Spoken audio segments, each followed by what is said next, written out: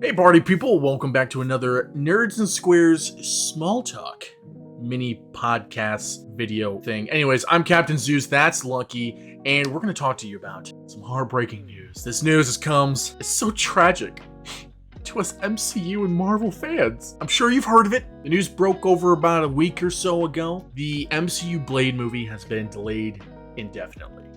Are you out of your damn mind? This pisses me off. To the moon, and back. Because not only has this movie been delayed like 4 times, it's been in development since essentially a little bit after Black Panther came out. Mahershala Ali saw Black Panther. He's like, yo, I want to do Blade. I want to do this. And Kevin Feige's like, all right, let's do this. And we've heard nothing. We've had directors come and go like crazy. We've had writers come and go. We have, although I don't know if this is still the case, there was the True Detective creator, the show creator. He was involved in writing the script and he was on board for a while. I don't know what's happened, if he's still there. I do know that the Black Widow writer is still currently slated as one of the writers, according to the Hollywood Reporter. A lot of like WTFs, up in the air. Mahershala Ali's getting around the same age as Wesley Snipes is right now, and you'd think that at this point we would have had like 2 or 3 Blade movies. And it's just so frustrating for me. I was a huge fan of the Wesley Snipes movies, the OGs. Let's not talk about the 3rd one, but 1 and 2 was so good. And then when we hear that the MCU is going to do their own version, it's going to deal with Dracula and Blade's daughter, it's like, oh, this is going to have so many cool implications, especially with the tease that it might create the Midnight Suns with popularity of Moon Knight coming up, and then there's Black Knight, Doctor Strange, which then they later confirmed Doctor Strange isn't going to be in Midnight Suns, but nevertheless, there's like the potential is there for the supernatural side, and then it's just gone. I don't know. I'm just super frustrated. I don't understand what's happening behind the scenes. We've had too many scripts get thrown out the window. Too many times has this project just not been getting the love that it's needed.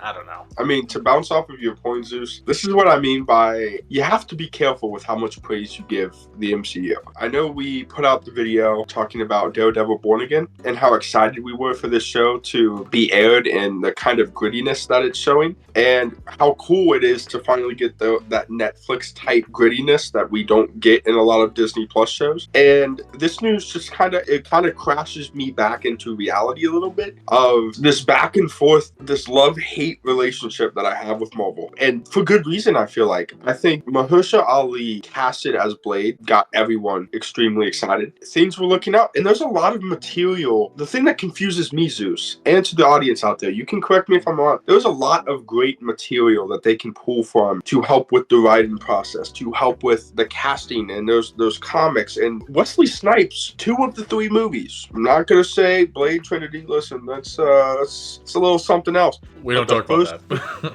We don't talk. Yeah, we're good. But the first 2 Blade movies, that was sick. I remember vividly sitting in my room watching the scene where he goes to like this vampire club and it's like raining blood and yeah, the first one. Slaughtering them, dude. Like absolutely slaughtering them. I would have loved to see something like that come to the MCU because outside of Deadpool and Wolverine, Blade would be like a rated R type film that off of the success of Deadpool and Wolverine, fans I'm sure would flock to a theater to go see Mahershala Ali slice and dice vampires. So for me, it's upsetting, but it even hurts more to the core because I know how many Blade fans are out there, and I know the passion behind the character of Blade is there. And when you hire a guy like Mahershala Ali, that is like one of those things that you can't slip up on. That's one of those characters and those castings that, like, if it just goes to the wayside, that's something that you're going to be forever remembered for. Because it's not like something where it's just like, oh, we're going to throw this show out here and test the waters and see if this no-name actor does good. This is Mahershala Ali. This is somebody who is an award-winning actor for good reason, and he's taking on a task that is tall left by Wesley Snipes. He wants to tackle this character, and there's all this momentum, and I saw him come out in the Blade hat. I remember the Comic-Con where he came out in the Blade hat, and people were in an uproar. People were so excited. It's the Daywalker, you know what I mean? His lore is super cool. Like, Blade's lore is extremely sick. If you don't know it,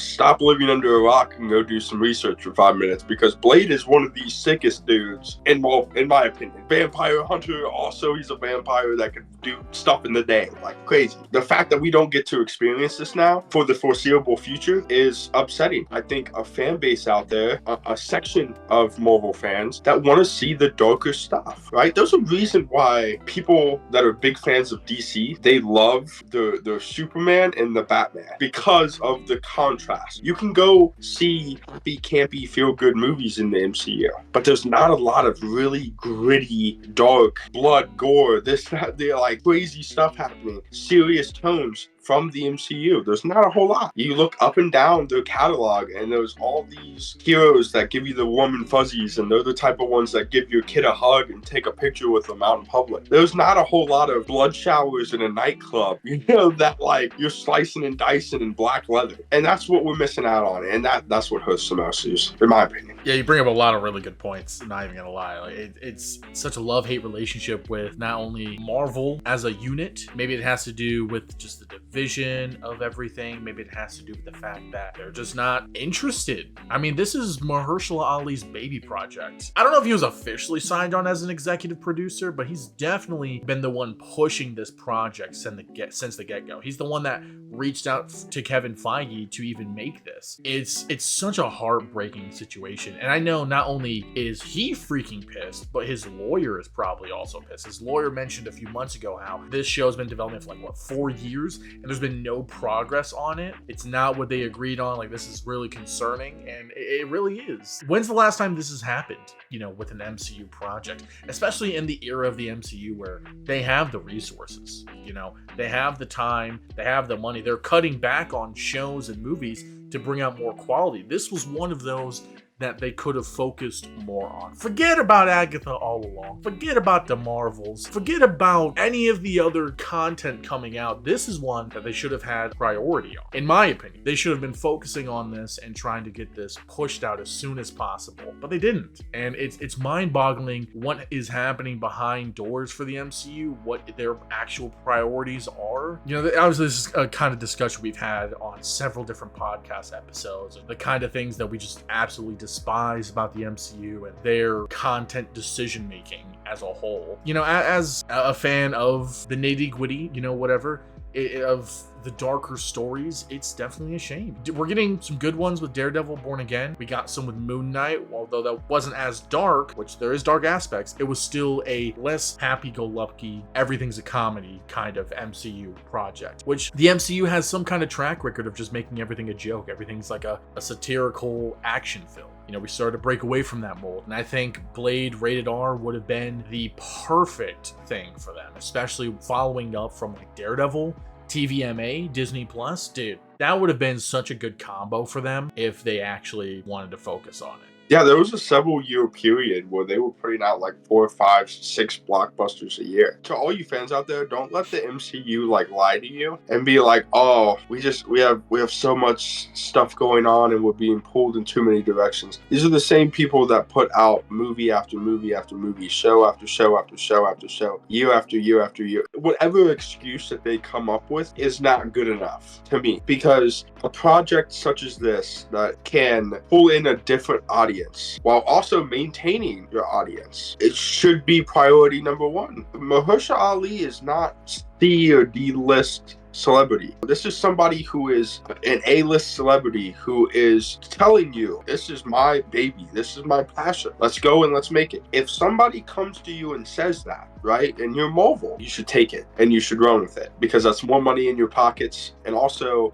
he's going to do right by the character. So for me, it's a miss on all fronts. I really don't know what they do with Blade from here, or what the future really holds, but indefinitely gives me a lot of pause, and it brings up a lot of no good feelings. I'm not going to curse, trying to refrain from that, but it brings up a lot of not good feelings about the MCU, especially off of the success of Deadpool and Wolverine, and off of the success of Moon Knight and the potential for Midnight Suns. And down the road, we're going to start getting into mutants. We're going to start, you want to talk about some darker, undertones of stories, that's a big one. Wolverine is not all sunshine and rainbows. Nightcrawler's past past is really dark and really effed up. There's a lot of characters that are mutants that have really dark pasts or deal with a lot of BS. And it's brought up sparingly in X-Men 97, but there's a lot of characters that they can really dig deep into, and it creates a darkness and it creates a feeling. So to introduce Blade at this time would have been, you're not shoo-in to mutants, because he's not, but a shoo-in to that kind of vibe, a shoo-in to that kind of atmosphere for Marvel fans, and something that they can be like, okay, cool, now I can understand what to expect with other characters down the road. You know, there's a lot here that has more implications to me than just Blade, and that's what's crummy. Is if we can't hit on Blade, if we can't hit on the stuff that has so much material to work off of, what are we gonna do when we're met with characters like Wolverine, or we're met with characters like Nightcrawler, or Cyclops, or Rogue? Rogue can't touch people without killing them. That weighs heavy on her conscience. She also has this really strange predatory relationship with Magneto. That's dark. Bringing that up That's again. dark. That's dark, though. That's, you know what I mean? Like, No, you're right. I'm just saying, so it's a weird trend for you to keep bringing that up this year.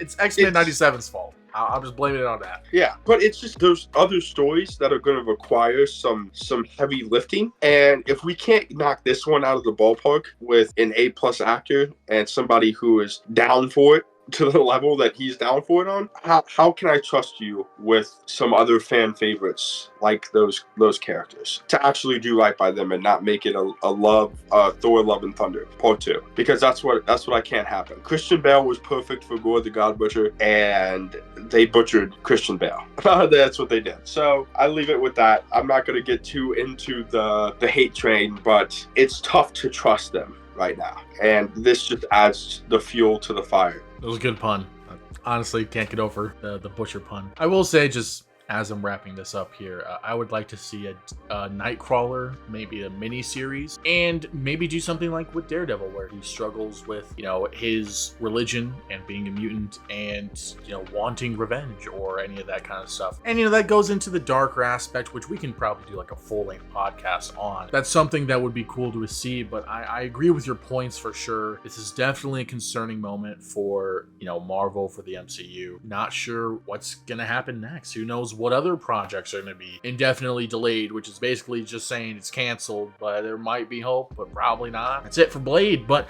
anyways, what do you guys think? Let us know in the comments below your thoughts on the Blade delay and what you hate about the MCU. Just the hate train. Just hate train in the comments. We're cool with it. We're cool. Anyways, I'm Captain Zeus, and there's Lucky, and we'll catch you guys later. See ya.